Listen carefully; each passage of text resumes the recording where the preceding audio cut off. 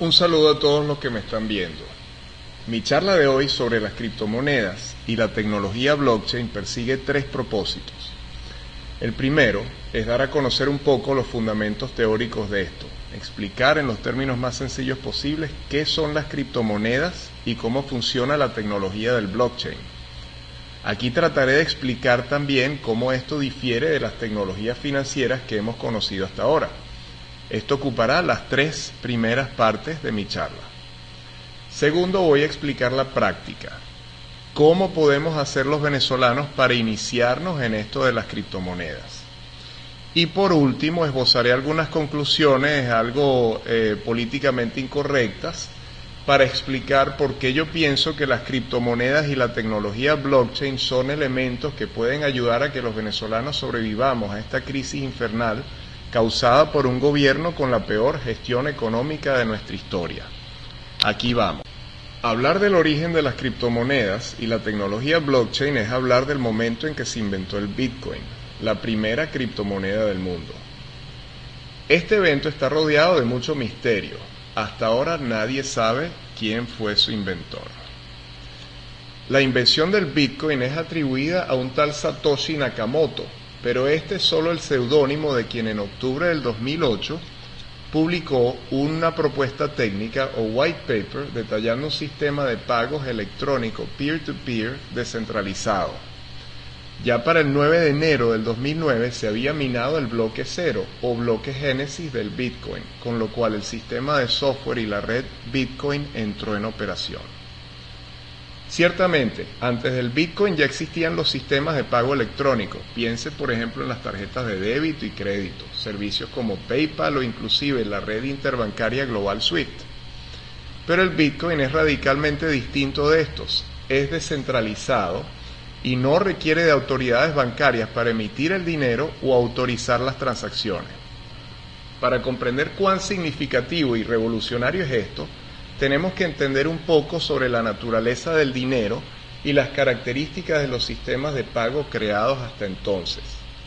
Por cierto, en el bloque Génesis está encriptado el siguiente mensaje que tengo aquí resaltado, que se refiere a un titular publicado en el Financial Times el día 3 de enero, alusivo a los bailouts de las instituciones bancarias que ocurrieron en plena crisis financiera durante los años 2008 y 2009.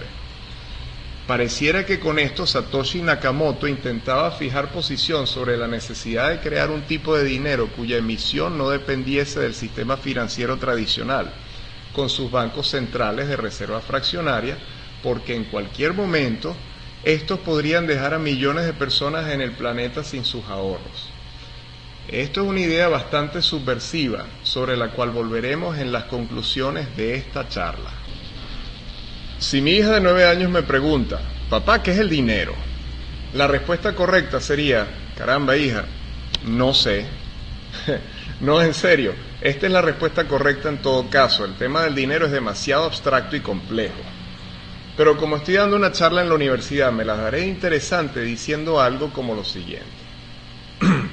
Bueno, el dinero tiene que ver con la colocación de derechos especiales de giro a través del Fondo Monetario Internacional y el Banco Mundial en un sistema flotante libre de intercambio de mercado de monedas que compiten mediante balances de comercio a lo largo de un espectro internacional de cotizaciones de intercambio ajustadas a la inflación que luego pueden ser utilizadas para crear deuda local, que es emitida por el Tesoro en retorno de monedas que es impresa por el Banco Central, distribuida a los bancos que luego la prestan por medio de un sistema de reserva parcial de encaje de aproximadamente 10:1 y distribuida a la economía, creando ya sea efectos inflacionarios o deflacionarios, permitiéndonos a todos experimentar la velocidad del comercio en el intercambio de un token abstracto que representa la promesa de valor futuro depreciado por la tasa de inflación y ajustado por el retorno en inversión.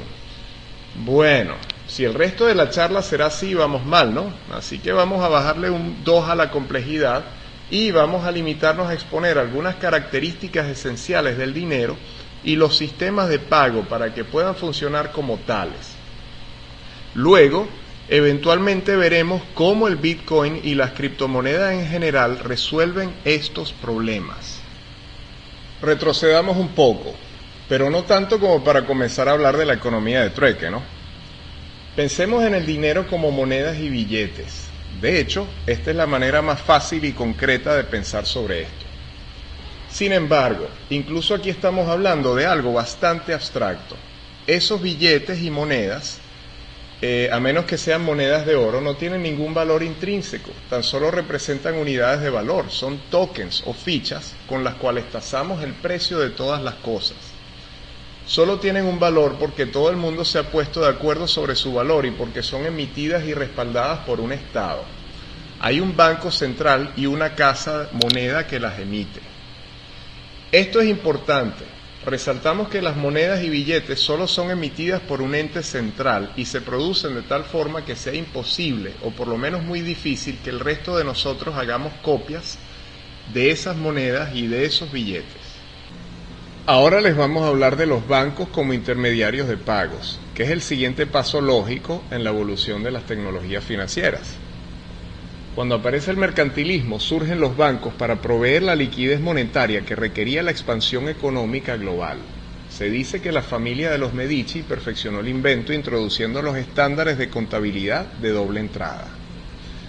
Con los bancos surgen los cheques, que son instrumentos con los cuales una persona puede girar pagos a otras, autorizando al banco para descontar de su cuenta un dinero y entregárselo al cobrador en monedas o billetes.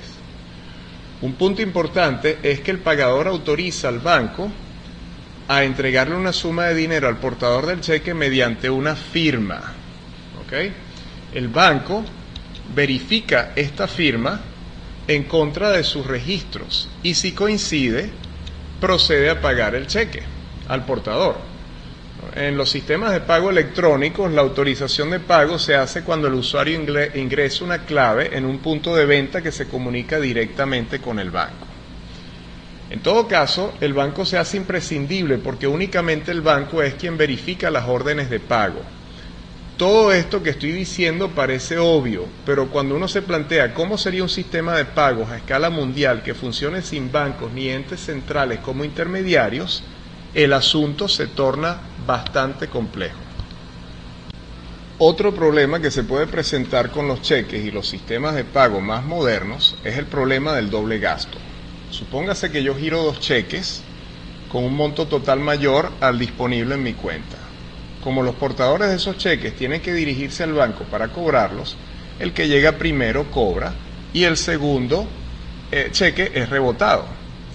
La idea es muy similar en el caso de los sistemas de pago electrónico. De esa forma los bancos evitan el problema del doble gasto. Claro está, pensando en un banco o ente central que ejecuta los pagos en el orden cronológico en que suceden, todo esto es bastante obvio. De nuevo, imagínense que tienen una situación donde hay muchos entes verificando y ejecutando pagos de manera paralela e independiente unos de otros. ¿Cómo se evitaría el problema del doble gasto entonces? Este es un caso particular de una clase de problemas que se conoce en las ciencias de la computación como el problema de los generales bizantinos. Es un problema de difícil solución y Satoshi Nakamoto fue el primero en resolverlo de una manera práctica, aun cuando no 100% definitiva, mediante algo que se llama prueba de trabajo. En resumen, el dinero que conocemos hasta ahora es emitido de manera centralizada por el Estado. Los Estados nacionales tienen el monopolio de la emisión del dinero. La banca privada, también de manera centralizada, controla la autorización de los pagos y evita el problema del doble gasto. El Bitcoin y las criptomonedas en general son radicalmente novedosos porque con estas ya los estados no tienen el monopolio exclusivo de la emisión del dinero, sino que se hace posible que la gente emita su propio dinero sin una autoridad central y sin embargo, con las criptomonedas el dinero no se crea de forma indiscriminada, de modo que sigue siendo un bien relativamente escaso, lo cual hace que no pierda su valor, como está pasando de manera trágica con el bolívar, ¿no? Con las criptomonedas tampoco hay una autoridad central que verifica la autorización de los pagos y controla que no haya doble pago. Todo esto, la emisión y la autorización de pagos se logra gracias a la criptografía matemática. Por esto se le llaman criptomonedas. Para entender esto vamos a explicar un poco más en detalle cómo funciona el Bitcoin en particular, aunque todo esto será extensivo a las otras criptomonedas. Bueno, ahora vamos a hablar sobre lo que es el sistema Bitcoin. El componente fundamental del Bitcoin es una base de datos donde están registradas de manera pública todas las transacciones de dinero realizadas desde su incepción en el 2009. Se conoce como el blockchain o la cadena de bloques. En vez de identificar a los usuarios por su nombre, se identifican las billeteras mediante sus direcciones, que son secuencias alfanuméricas más o menos así como estas. La identificación del propietario de esa dirección no se almacena en la base de datos, de modo que hay cierta anonimidad. Piensen en estas direcciones de billetera como direcciones de correo electrónico, solo que en vez de enviar y recibir correos electrónicos con ellas, recibimos dinero y enviamos pagos. Las direcciones de billetera son las claves públicas, aquellas que todo el mundo puede ver. Estamos acostumbrados a pensar que nuestra cuenta bancaria contiene, o la mayoría de las veces, no contiene plata. Pero las billeteras de Bitcoin no contienen monedas de Bitcoin, son simplemente direcciones de claves públicas que aparecen asociadas a transacciones en un ledger contable de doble entrada. El balance de todos los egresos e ingresos es el saldo asociado a esa billetera en un momento dado. Las billeteras también tienen una clave privada, que solo maneja el dueño de la billetera. Esta clave privada es requerida para autorizar las transacciones de pago desde nuestra billetera, y es de tal complejidad que es prácticamente imposible adivinar la clave privada a partir de la clave pública. Bueno, vamos a hablar un poco sobre cómo se envía el dinero en el sistema Bitcoin. Vamos a suponer, un ejemplo, que yo desde mi billetera A quiero enviar 2.5 Bitcoins a una billetera B. ¿Ok? Entonces, lo primero que hago es que el programa que está corriendo el sistema Bitcoin en mi computadora crea un mensaje de transacción donde están todos los datos de la transacción que son requeridos. Por ejemplo, la dirección de mi billetera, la dirección de la billetera hacia donde yo voy a enviar los fondos y el monto en BTC, entre otras cosas, ¿no? Ahora, recuerden que mi billetera tiene una dirección pública que vamos a denotar por A y una clave privada que vamos a denotar por P. La clave privada solamente la conozco yo, pero como estoy corriendo el programa de Bitcoin desde mi computadora, cuando se va a generar la transacción, él toma el mensaje completo de la transacción T, ¿okay? Y toma mi clave privada y genera una firma digital que vamos a llamar S. Esta firma digital es un código criptográfico que de alguna forma contiene los datos de la transacción y de alguna forma mediante criptografía tiene por lo menos la posibilidad de que eventualmente alguien verifique que yo realmente hice esa transferencia de dinero. Entonces, el programa de Bitcoin que está corriendo en mi computadora manda esa transacción a la red esperando ser confirmada, ¿ok? Y eso eventualmente será confirmado por algo que llaman un minero. Un minero es simplemente otro programa que está confirmando transacciones y básicamente manteniendo el sistema Bitcoin en operación. Ese minero puede estar en cualquier parte del mundo, no me conoce. Por supuesto, el minero no sabe cuál es mi clave privada, pero cuando recibe la transacción para ser confirmada, él toma el mensaje de la transacción que es público, toma la dirección de billetera pública A y toma la firma digital que está en esa transacción y entonces puede desencriptar eso y verificar que esa fue una transacción válida sin conocer mi clave privada. ¿Ok? Esto es el equivalente en Bitcoin a cuando yo hago un cheque, ¿no? Que sería la transacción, y luego lo firmo, que sería la creación de la firma digital, y entonces cuando el cobrador lleva ese cheque al banco, el banco verifica la firma.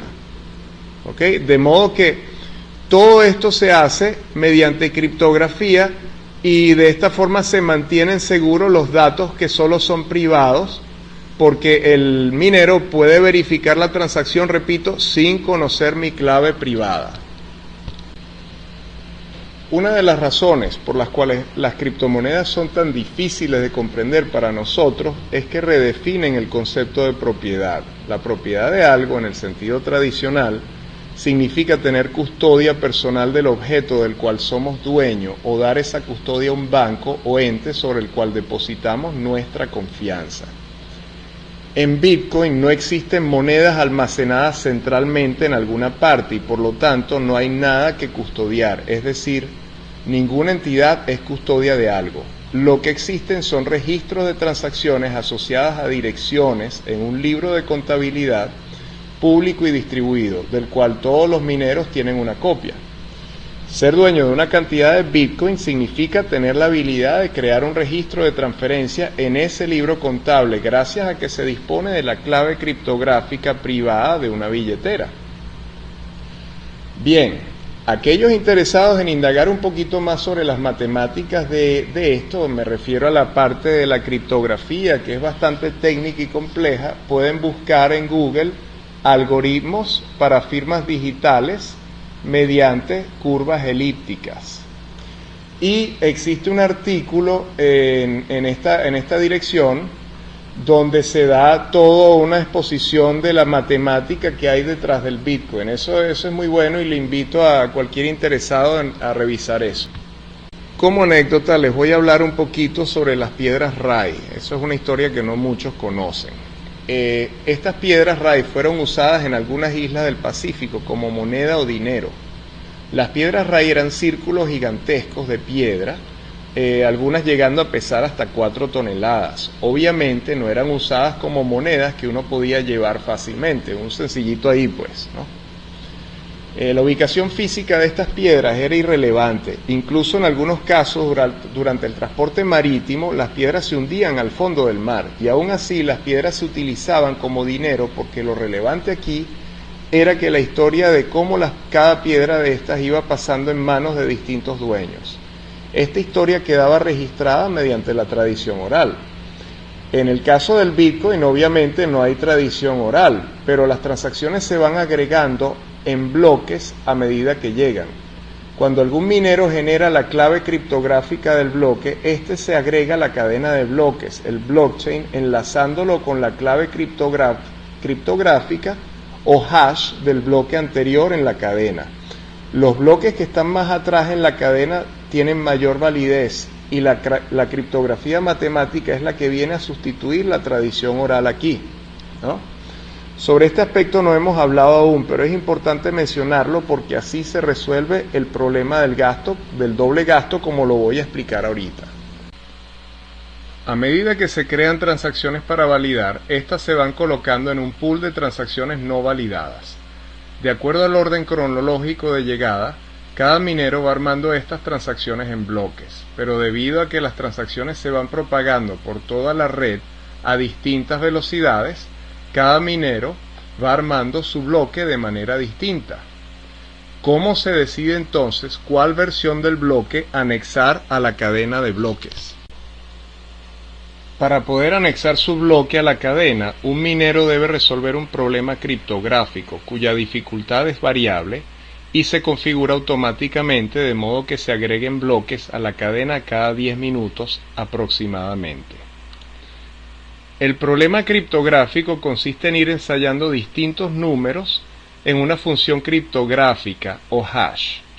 Esta función es tal que podemos calcular su valor para cualquier número que le demos como valor de entrada, pero el problema inverso, que sería el de encontrar un valor de entrada que dé un hash o un valor de salida determinado, no se puede resolver, de modo que se deben probar valores aleatoriamente hasta encontrar un valor de salida que dé por debajo de cierto umbral.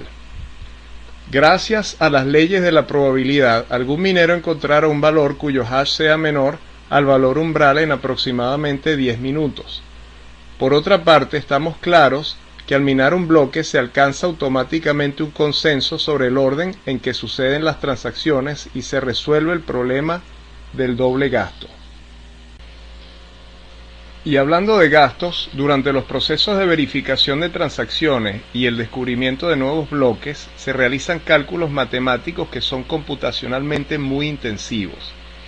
El cálculo de estos hashes es lo que llaman minería y su realización requiere de aparatos de cómputo especializados para ello. Estos aparatos consumen bastante corriente eléctrica y por lo tanto la minería de criptomonedas tiene un alto costo operativo, además de la inversión en hardware. Los mineros recuperan sus costos operativos porque cobran una pequeña suma de Bitcoin al validar transacciones y cada vez que descubren un nuevo bloque, reciben una recompensa en Bitcoin. De esta forma se va emitiendo nuevo dinero de una forma controlada y predecible matemáticamente. Cada cierto tiempo la recompensa por bloque va reduciéndose a la mitad y a la vez la dificultad de minería va aumentando. Eventualmente, las recompensas serán prácticamente nulas cuando se haya minado poco más de 21 millones de Bitcoin. De esta forma, la emisión de monedas Bitcoin es un proceso controlado por las matemáticas. De ahí la frase en latín vires in numeris, que quiere decir valor en los números. El Bitcoin es un dinero deflacionario porque al igual que el oro, solo puede existir una cantidad finita de ello. Por eso, a veces se refieren al Bitcoin como oro digital 2.0. He dejado muchos detalles técnicos por fuera a fin de explicar lo esencial. Espero que hayan podido comprender cómo el Bitcoin permite a cualquier persona en cualquier parte del mundo enviar dinero a otra persona en cualquier otro lugar del planeta. Antes de explicar cómo crear una billetera y comenzar a trabajar con las criptomonedas, permítanme comentarles algo sobre la evolución del precio del Bitcoin. El Bitcoin ha tenido un crecimiento de precio vertiginoso, pasando de fracciones de centavos hasta alcanzar un pico histórico de $19.500 en diciembre del año pasado. Actualmente se ubica en unos $9.000 a $10.000. La volatilidad en el precio está a la orden del día, pero la tendencia a la larga es al alza. Hay algunas páginas útiles para monitorear los precios de las criptomonedas. Una de ellas es bitben.com. En esta página se puede monitorear el precio actual de las principales criptomonedas tanto en dólares como en bolívares.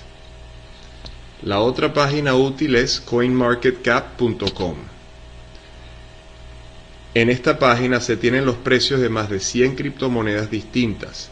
Para cada criptomoneda podemos consultar su precio actual en dólares, la cantidad de monedas emitidas hasta el momento, el market cap, que es la cantidad de monedas emitidas multiplicada por el precio unitario, y la variación diaria. Viendo que el precio de un Bitcoin ronda los $10.000, muchos podrían pensar que es imposible invertir, pues jamás conseguirían los $10.000 para comprar un Bitcoin. No es necesario comprar un Bitcoin entero, se puede comprar una fracción. A diferencia de las monedas tradicionales, cuyos montos tienen solo hasta 2 lugares decimales, una cantidad en Bitcoin tiene hasta 8 lugares decimales. La unidad más pequeña de Bitcoin es un Satoshi, que es el equivalente a una 100.000.000ª parte de un Bitcoin. Actualmente, un Satoshi vale aproximadamente unos 20 bolívares. El primer paso para comenzar a usar criptomonedas es crearse una billetera. Existen todo tipo de billeteras, las hay hasta para teléfonos inteligentes. Sin embargo, las más fáciles de usar para principiantes son las que se pueden manejar en línea, por medio de una página web. En la mayoría de estas páginas, un servidor tiene las claves privadas de la billetera, pero solo el usuario ingresando a la página con su clave puede acceder a su billetera y mover sus fondos, de modo tal que hay que asegurarse de tener una buena clave y activar otras medidas de seguridad como la autenticación de 2 factores. La mayoría de la gente utiliza coinbase.com, pero yo les voy a recomendar estas dos: Cryptonator y CoinPot. La razón por las cuales las recomiendo es que soportan monederos de varias criptomonedas y les permiten cambiar unas criptomonedas por otras. Crear una billetera en estas páginas es tan sencillo como crear una cuenta de correo gratuito. No requieren demostrar su identidad ni tener cuentas en bancos. Ojo, cuando explicaba cómo se realizan transacciones en la red Bitcoin era desde el punto de vista interno de los componentes del software del Bitcoin. Hacer una transferencia a otra billetera usando estas billeteras es bastante fácil. Tan solo indica la dirección pública hacia donde quiere enviar los fondos y el monto. El portal de billeteras se encargará de lo demás. Recuerde que hacer transacciones de criptomoneda acarrea un pequeño costo o fee de transacción y que la transacción puede tardar algunos minutos o más si la red está muy congestionada. Una vez que tiene su billetera, hay que buscar la forma de meterle plata a esa condenada. Una forma sin costo es a través de los llamados chorritos o faucets. Un chorrito es una página web donde uno puede cobrar pequeños premios en criptomoneda cada cierto tiempo. A partir de cierto monto acumulado, uno puede retirar sus ganancias a otra billetera. El secreto de los chorritos es ser lo más constante posible en el cobro del chorrito. Lo que son fracciones de centavos hoy podrían ser decenas o incluso centenas de dólares al cabo de unos años. Uno de los mejores y más antiguos chorritos es el de Free Bitcoin. Por favor, para registrarse en este chorrito, por favor utilicen el enlace que les estoy suministrando. Una ventaja de este chorrito en particular es que tiene su propia billetera, le pagan intereses sobre saldo diario y las tasas de transferencia son mucho más económicas que con otras billeteras. Por lo tanto, les recomiendo usar Free Bitcoin como monedero para Bitcoin también. Otros chorritos son, por ejemplo, Free Dogecoin. Y estos que les voy a dar a continuación pagan a las billeteras de la cuenta de CoinPot donde ya se registró. Si usted es creador de contenidos digitales y tiene un blog, puede vender sus contenidos a cualquier persona en el mundo por medio de portales de pago o payment gateways. Un tal servicio es GoURL.io. Supóngase que como yo, usted es profesor de la UNA y tiene su blog. Ha escrito algún libro, guía o inclusive un curso completo con videos y quisiera venderlo en criptomonedas a estudiantes de otras universidades del mundo. Simplemente subiría su contenido en la nube en una carpeta encriptada con una clave y crea un enlace al portal de pagos para ese contenido en su blog. Cuando la persona desea comprar el contenido, el portal de pagos le indica la dirección de la billetera a la que ha de depositar y luego espera hasta que se confirme la transacción. Una vez confirmada la transacción, le libera al comprador la dirección de descarga del contenido y la clave de la carpeta comprimida. Por último, es posible comprar bitcoins en Venezuela con bolívares. No es necesario tener dólares.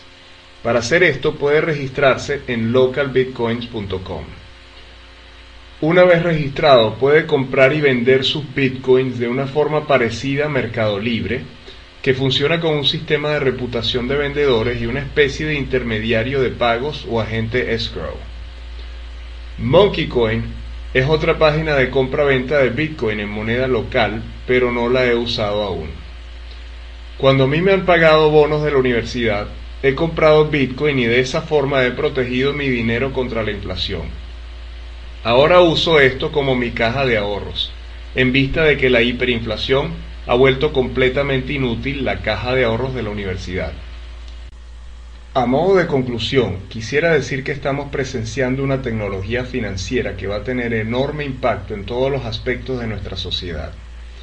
Ya no estamos más a merced de los bancos con sus tasas de intereses. Ya no estamos más a merced de los estados con su política monetaria y su inflación, que viene siendo una forma particularmente perversa de tributo que se come nuestros ahorros. El poder de las instituciones financieras e incluso del Estado mismo está seriamente amenazado ante esta nueva tecnología. Ellos lo saben y por eso han reaccionado con virulencia y tratan de imponer sus regulaciones a las criptomonedas.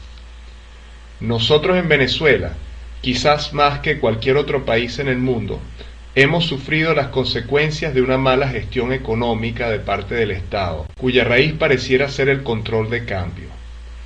Nos es imposible tener acceso a divisas fuertes y estamos condenados a trabajar con una moneda que nos roba el producto de nuestro trabajo y nos ha quitado toda capacidad de ahorrar. Y es que pareciera que la estrategia del gobierno es empobrecernos cada día más para poder someternos mejor u obligarnos a huir del país para poder sobrevivir. Ese sometimiento es principalmente en el plano económico. Ahora han inventado el petro, que supuestamente es una criptomoneda. Es cualquier cosa menos eso. Una criptomoneda no se emite por un ente centralizado como lo es el Estado. Eso va en contra de la esencia de las criptomonedas. El respaldo de una criptomoneda es la criptografía, no unos barriles de petróleo a cientos de metros bajo tierra o unas parcelas de terreno en la luna. He leído que piensan replantear las cajas de ahorro de las instituciones públicas para que trabajen con el petro. ¿Qué más da? Ya son prácticamente inservibles de todos modos gracias a la debacle del Bolívar. Con las criptomonedas tenemos una herramienta formidable para ayudarnos a capear este desastre en el que un profesor universitario gana menos de $10 al mes. Con las criptomonedas se hace factible quedarnos en Venezuela, que al fin y al cabo es nuestro país y nos necesitará cuando llegue el momento de reconstruirla. Con las criptomonedas, quien les habla ha podido hacer mercados todos los meses. Nada extravagante, pero por lo menos hay comida en la mesa. A Maduro, con su carné de la patria y sus bonos, quisiera darle este mensaje encriptado. Y a ustedes quisiera darle las gracias por su atención.